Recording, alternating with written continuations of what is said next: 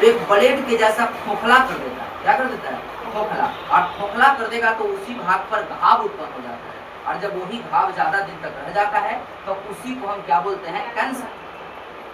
तो अत्यधिक cell division से, यानी अत्यधिक कोशिका विभाजन से हमारे शरीर में कैंसर होता है। यहाँ से मन में सवाल होगा कि जब अधिक कोशिका विभाजन से कैंसर होता है तो हमारा दिमाग में तो कोशिका विभाजन नहीं होता है, सेरिब्रम में तो कोशिका विभाजन बहुत कम होता है ना, लेकिन फिर भी हम ब्रेन ट्यूमर का नाम सुने।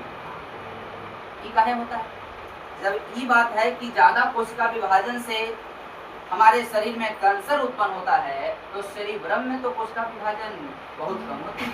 यहाँ पर तो ब्रेन में कैंसर नहीं होना चाहिए था सर, नहीं होना चाहिए था ना, लेकिन फिर भी हमारे दिमाग में ब्रेन ट्यूमर होता है। वो का है दीदी, ये वो बात पता है, हमारा दिमाग 90% न्यूरॉन से, 90% न्यूरॉन से और 10% ग्लियल सेल के मिलने से बना हमारा दिमाग है। ये क्वेश्चन आपका पूछा गया है, व्याकरण इसका रिवर्स क्वेश्चन है ना, उसमें रात देखे थे।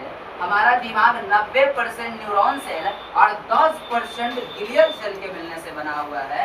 हम जानते हैं दीदी कि न्यूरॉन सेल में कभी भी कैंसर नहीं हो सकता, क्योंकि यहाँ पर कोशिका विभाजन नहीं होता है, लेकिन ये 10% जो ग्लियल सेल है, ये 10% ग्लियल सेल की वजह से हमारे दिमाग में कैंसर होता है।